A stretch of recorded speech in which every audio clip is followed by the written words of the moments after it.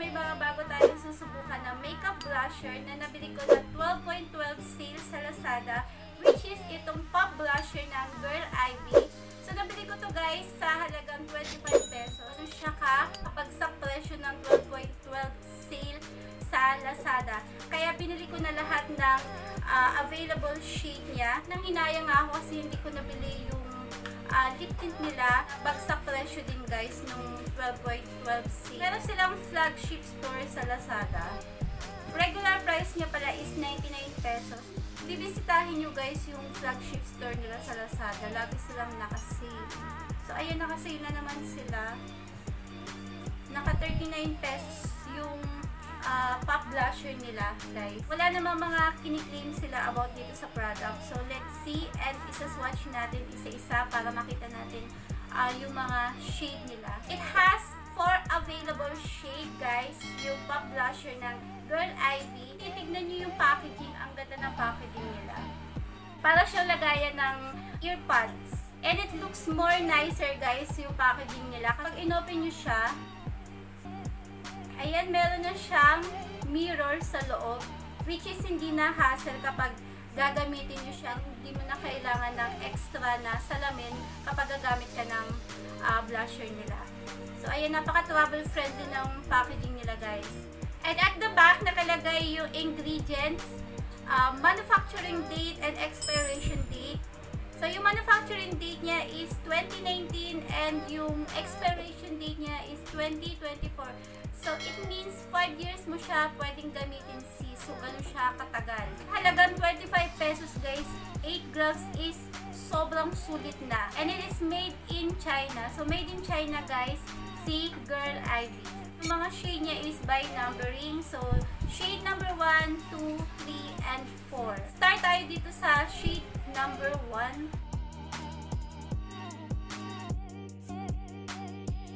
May pagka-brown siya guys. Ang tapang guys ng amoy niya. Sa mga sensitive sa amoy ka, baka hindi nyo magustuhan yung amoy niya kasi ang tapang, amoy chemical yung blusher nila. Wow. In fairness ha, medyo malambot yung formula nila.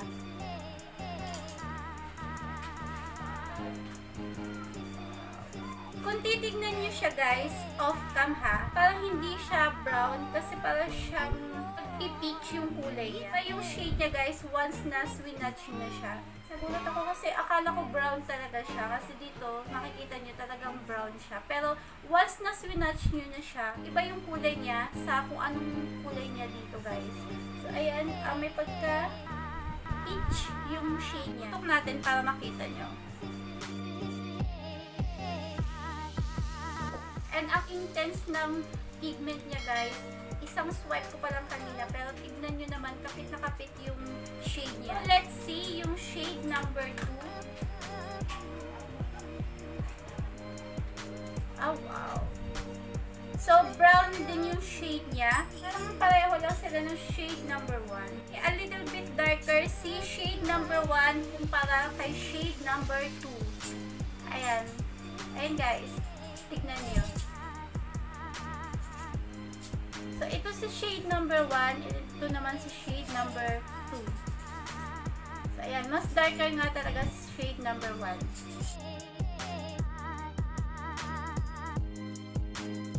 Halos same shade lang din siya. Pero lighter than kay shade number 1. Move on na tayo kay shade number 3. Orange yung shade niya.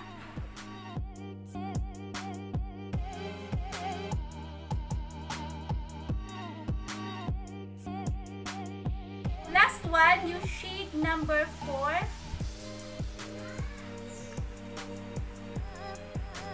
Naman si shade number 4 is light pink yung shade niya.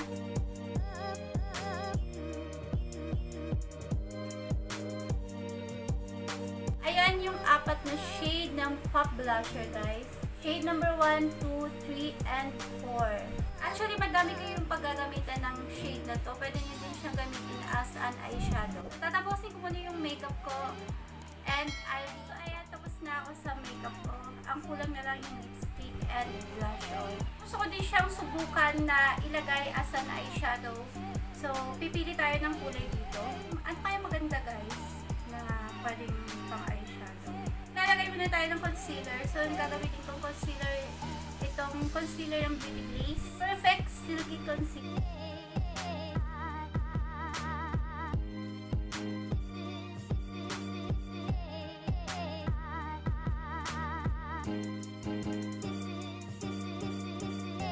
And syempre, isa-set ko siya. Gagamitin ko itong MHG Magic CC.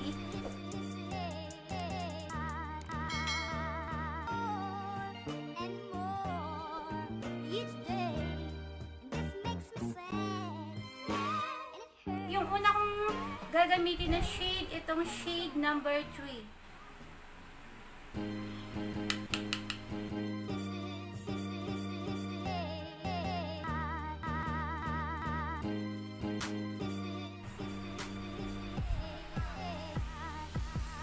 Pwede siya guys, pwede siyang gamitin na eyeshadow. Ang ganda guys ng shade number 3 na gawing eyeshadow guys. Ay ang pag-bet nyo na something fresh lang na peachy look, bagay na bagay ito guys.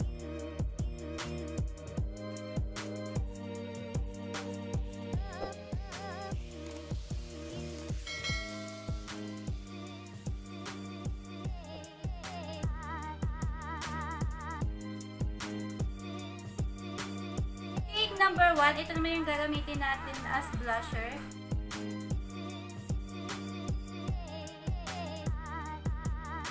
Ito nyo guys.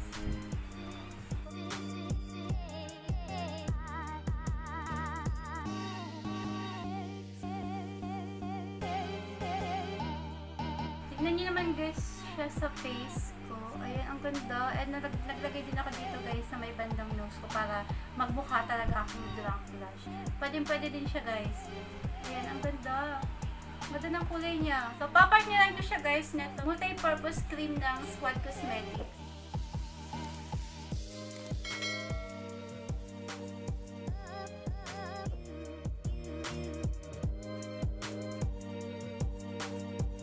So, that's it guys. Na-swatch na natin siya and na-try ko na rin siya. And sobrang na-amaze ako sa outcome guys. Kasi ang ganda, hindi ko inaasahan na sobrang ganda ng pop blusher ng Gil Ivy. And hindi ko siya in-expect na sa presyo 25 pesos, eh, ganun siya kaganda guys. Meron na naman akong na-add guys sa paborito kong makeup. And talagang sobrang nagustuhan ko yung pop blusher nila guys. Iisa-isay natin yung thoughts ko regarding dito sa pop blusher ng Gil Ivy. So, umpisa natin sa packaging. Yung packaging niya guys is sobrang okay na okay sa akin. Meron na siyang mirror sa loob and hindi na siya hassle kapag gagamit ka nito. Hindi mo na kailangang gumamit ng separate na mirror kasi sa loob pa lang guys, meron na siyang salamin. Hindi naman sa price niya, sobrang okay na okay din sa akin kasi worth 25 pesos and you will get 8 grams of product. 5 years mo siya magagamit. Ganun siya katagal. Okay na okay sa 25 pesos. Napakasulit guys. Napaka-budget friendly niya lalo na sa mga moms na katulad ko na nagbabudget and sa mga bagets na hanap ay napaka-affordable na products. Bagay na bagay ito guys sa inyo. Pagdating sa formula niya, kahit powder blush siya. Nung sinaswatch ko siya guys, grabe hindi ko in-expect na ganun kalambot yung formula niya. Overall, okay na okay siya sa akin guys. Hopefully soon ma-review ko din yung lip tint nila kasi dito pa lang sa pop blusher nila, hindi na nila ako binigo. Kung may i-recommend ko itong product, may i-recommend ko siya guys. Sulit kayo guys dito sa pop blusher ng Gil Ivy. I hope nagustuhan niyo yung video review ko regarding dito and sana nakatulong to sa inyo guys na video ko.